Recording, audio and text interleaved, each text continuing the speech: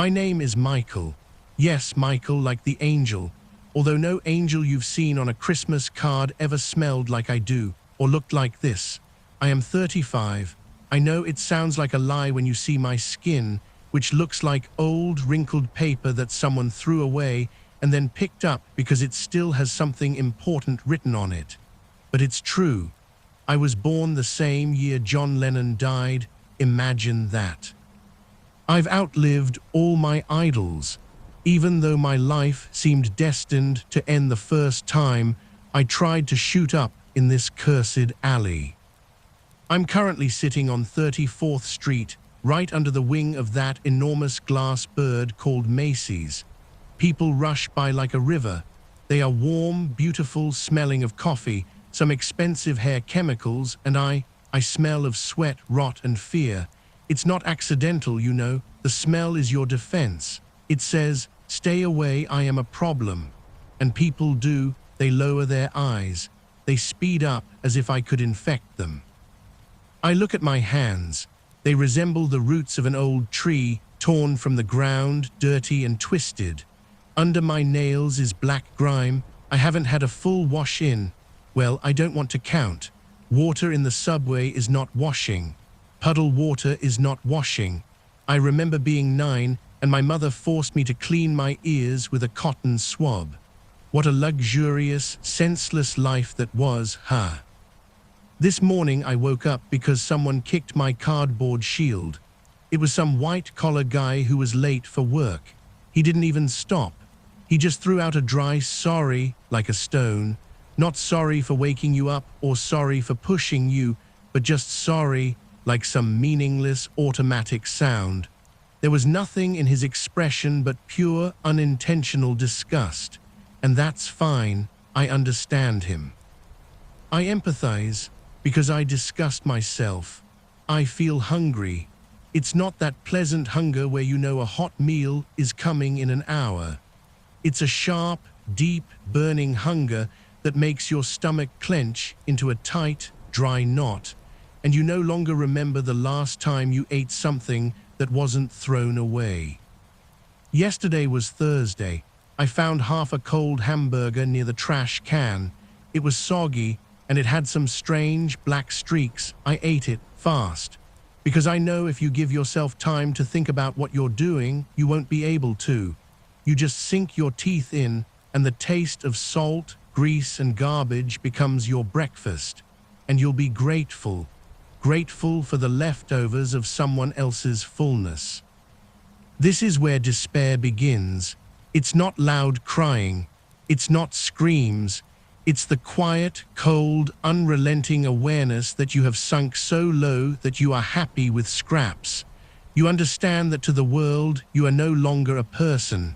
You are background noise. You are dirt. You are a warning. I lean my back against the wall. It's cold.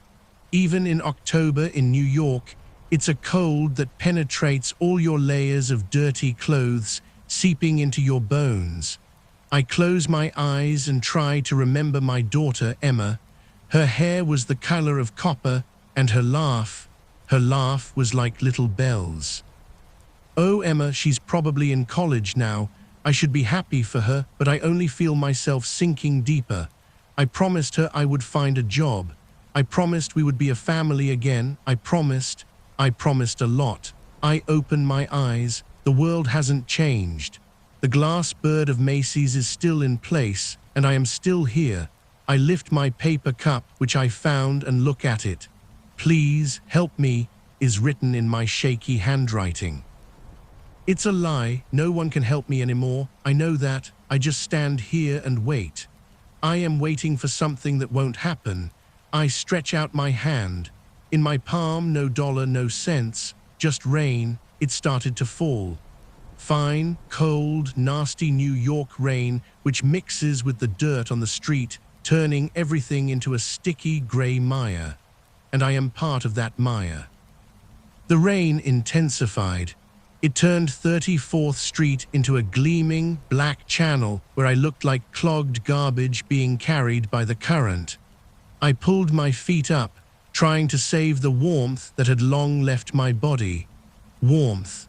That's probably the biggest luxury I lost, not money or a home.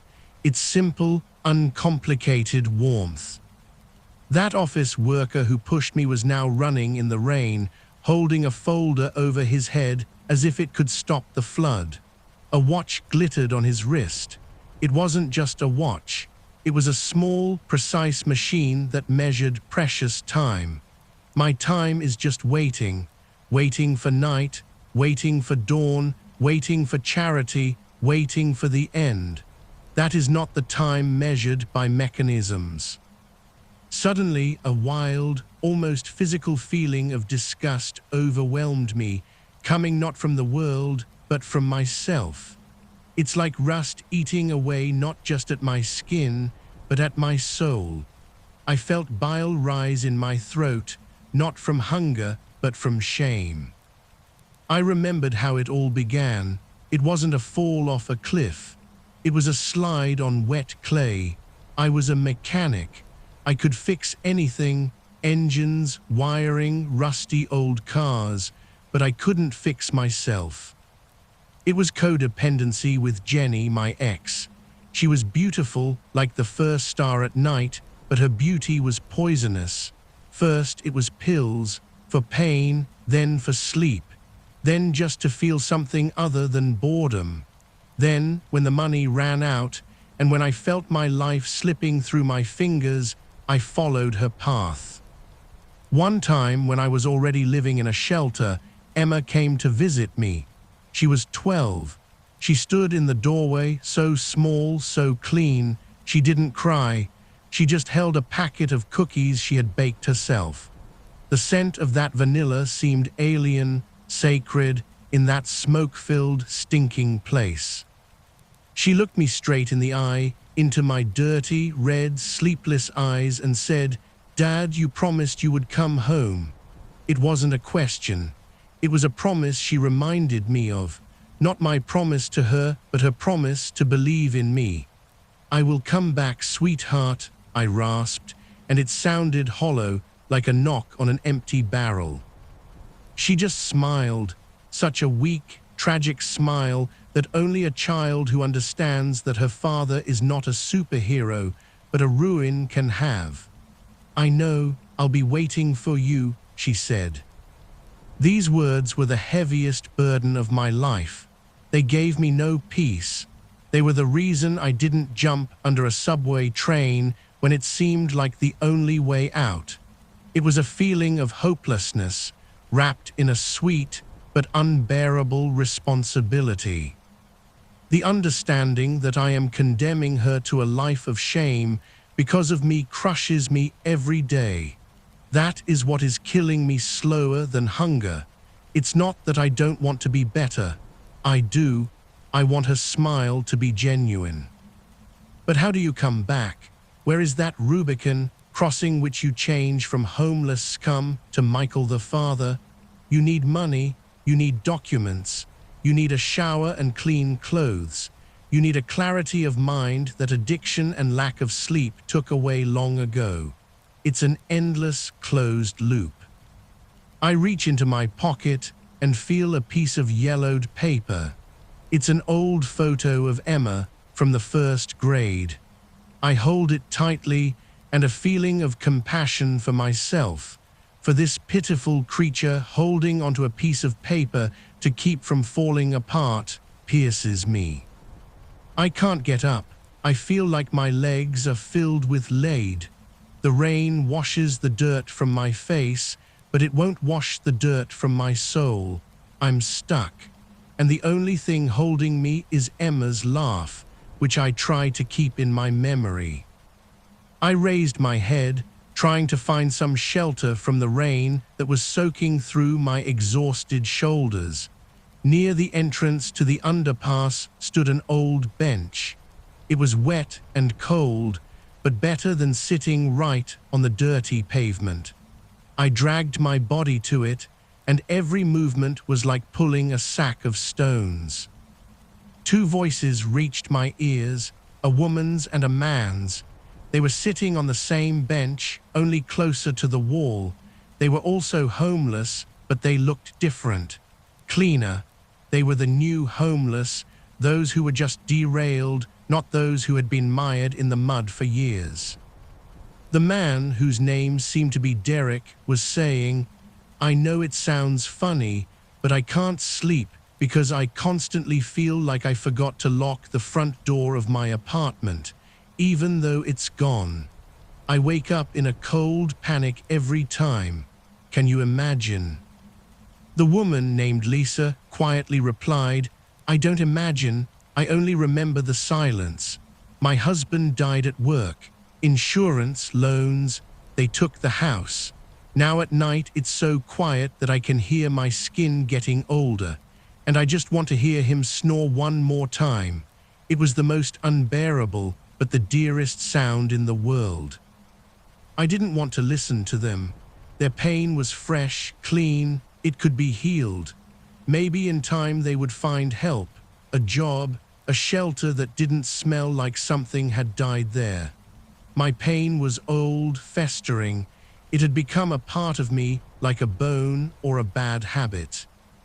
It was at that moment that I felt disgust rise again. It was not towards them, but towards my cynicism. I looked at these suffering people and envied their, albeit tragic, but understandable story. They had a reason that excused them. I am to blame myself. This understanding was heavier than any brick in my backpack. Suddenly, Lisa lifted her head and looked directly at me. Her eyes were tired but not empty. They were the color of rainwater. "Hey, friend," she said softly. "You're freezing, take this." She held out a piece of pie, cherry pie. It was wrapped in a napkin and seemed to still hold a bit of warmth. My stomach clenched with fierce hunger, but my hands didn't move. I knew she probably got it as her only food for the day, and she was giving it to me, a stranger who looked like the embodiment of hell. This sparked such a wave of compassion that it physically took my breath away. Compassion for her loss, for her kindness in this dirty world, and then pity for myself, for how low I had fallen that a pure person who has nothing herself was trying to feed me. "No," my voice croaked like a rusty hinge. "Keep it, you need it more." Derek shook his head. "Don't be funny, need it more, we all need it equally here." He looked at me with an expression of deep, calm understanding. He didn't look at me with disgust like the others. He looked at me like a mirror of his possible future. "Take it. It won't save your day, but for one moment, you will have something that you didn't find in the trash." I slowly, almost fearfully, took the pie. My fingers touched hers. They were soft. Mine were rough and cracked. I couldn't look her in the eyes, so I bowed my head.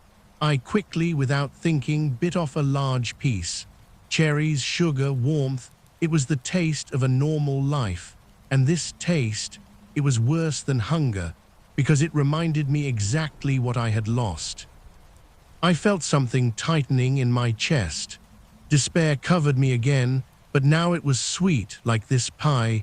I knew this piece of food wouldn't change anything. I would still wake up here tomorrow, in the same dirt, with the same empty wallet and the same promise to Emma. But it was an act that cost these people much more than any dollar. I chewed, trying not to cry. Tears don't help. Tears draw attention, and attention here is always bad. I took another bite, holding the cherry taste in my memory to drown out the smell of sewage that is always here. I looked up at Lisa and just nodded. There were no words. Words are not needed here. "Thank you," I said, and it was the only genuine word I had spoken all week. They both nodded back, and we became three wet, silent shadows again, waiting for New York to decide what to do with us next. But now I held the pie in my hand, and its weight was greater than any coin. It was the weight of humanity I had almost forgotten. The rain finally subsided, leaving behind only a damp, heavy stench rising from the sewer grates. I finished the pie, and its sweetness turned into a feeling of emptiness, even stronger than before. It was like a sudden, bright light that was abruptly turned off, leaving an even deeper darkness. Derek and Lisa got up, exchanging a few quiet words. They were heading north to a shelter near Grand Central. They offered for me to go with them. "It's dry there at least," Derek said, his voice sounding like he was trying to convince himself. I shook my head. "No, I can't." I didn't explain why. They didn't insist. They understood. Shelters are a different kind of hell. It's the hell where you sleep clutching your backpack because you know the person in the next bed might steal the last thing you own. And it's the hell where you see again how broken you are because you are back in the system that you created for yourself. I didn't want them to see me there. Didn't want to spoil their relatively clean start. Self-disgust was too strong. If they saw me fighting for a spot near the radiator, they would understand that I am not just homeless. I am useless. They left, their silhouettes quickly dissolving in the evening fog, and I was alone again with concrete and putrid memory. I ran my hand over my beard. It was stiff, like wire, and probably smelled like everything else. I remembered how Emma, when she was little, loved to bury her face in my freshly shaven cheek. She said it was prickly but soft. The pain of that memory pierced me like a sharp piece of ice. I could feel the warmth of her skin on my cheek, and it was unbearable. I pulled the old, yellowed photo from my pocket. Emma in the first grade, with a missing front tooth and a proud look. I looked at her, and my compassion for her, for this child who didn't deserve a father like me, turned into panicked hopelessness. I felt the promise I made to her rotting in my soul. She had not lost hope, and I used her hope as meager fuel just to last one more day. I wasn't moving forward. I was just standing still, letting New York slowly swallow me. I realized if I return to her as I am now, I will destroy her faith. That would be worse than simply not returning. I would become her greatest disappointment, and I couldn't allow that. That was the only thing that still made me a man, not just garbage. The realization that I must protect her, even from myself. This thought was the purest form of love in my ruined life, and it brought me the deepest feeling of despair. To protect her, I must stay here, in this cold, in this dirt, alone with my sins. Returning was impossible. I hid the photo. Then I pulled out another, less conspicuous item, my old, rusty, but still working knife, which I always carry for protection. I looked at its dull blade. This is the only way to escape the promise. I felt cold sweat run down my temple. I placed the knife on my knees. The sharp, metallic smell hit my nostrils. The understanding was sudden, like a blow. I can't do it. Not because of the fear of death, but because of the fear of her reaction. Even after my death, she will know. And I don't want her last memory of me to be shame, pain, and guilt. She deserves a clean, though painful, end, not this dirt. I hid the knife again. The weight of this metal, the weight of my choice, to live in this hell so as not to cause her more pain, was unbearable. I rested my head on my knees, and for the first time in a long time, I felt something that resembled tears. But they didn't come. My eyes were too dry and my heart was too hardened. I just breathed, inhaling New York, exhaling Michael. I sat on the bench where Lisa and Derek had left me until almost midnight. The street slowly quieted down. Macy's lights were on, but their beams now seemed only a mockery, a golden light on my gray despair.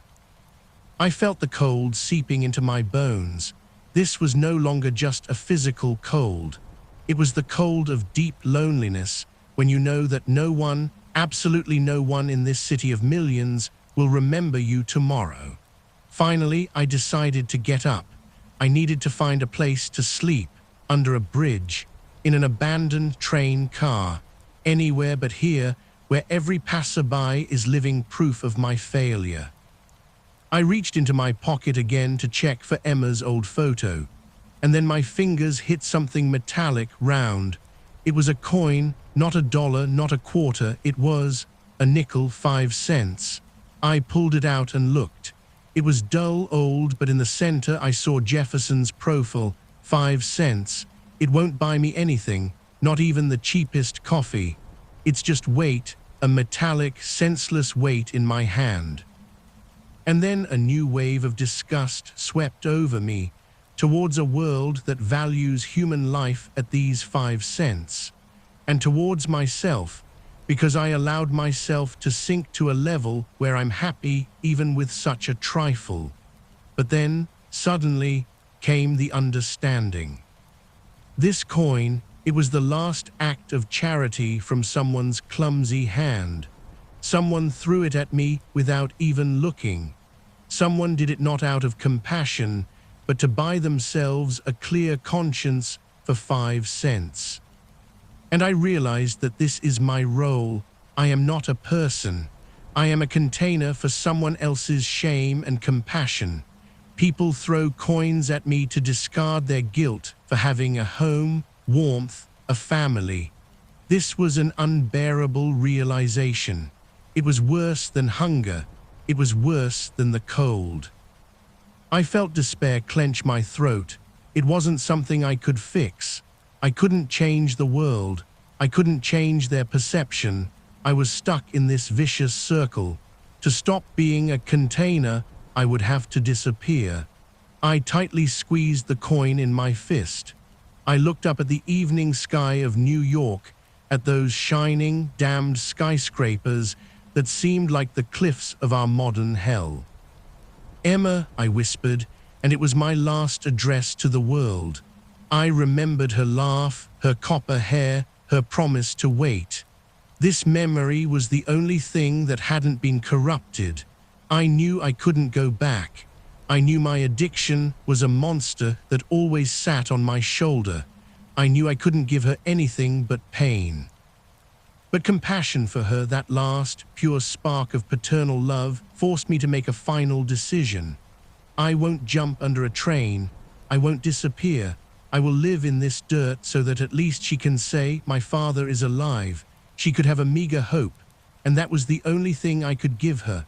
I tossed the nickel. It spun on the wet ground and rolled under a trash bin. 5 cents. Now it wasn't mine. I made my choice. Hunched over like a beaten old man, I shuffled west, in the direction of the least light, where there were the fewest human eyes, towards the silent, endless darkness that was now my home and my fate. I, Michael, a 35-year-old man who smells of dirt and despair, am now just a shadow wandering through New York, redeeming my sin with solitude to save my daughter from my shame. I don't know who you are, reading or listening to this. Maybe you're sitting in a warm chair, holding a cup of hot coffee, and you feel disgust at my smell, at my story, at my dirty, twisted hands. That's okay, I understand that. But if you feel even a fraction of pity for who I was, or who I could have been, if you can empathize with this despair I'm stuck in for Emma's sake. If you would never want to live a life like this, put your mark, your like on my loneliness, and subscribe to this channel of my hopeless struggle. Perhaps someday, in a year, in 10 years, you will hear the continuation of my story. I don't know what it will be. Maybe I'll find a job, clean clothes, and be able to return to her, keeping my promise. Or perhaps it will just be a brief note in the local news, but I will try. I will try for my daughter, so that her faith in me doesn't rot like the old cardboard I sleep on.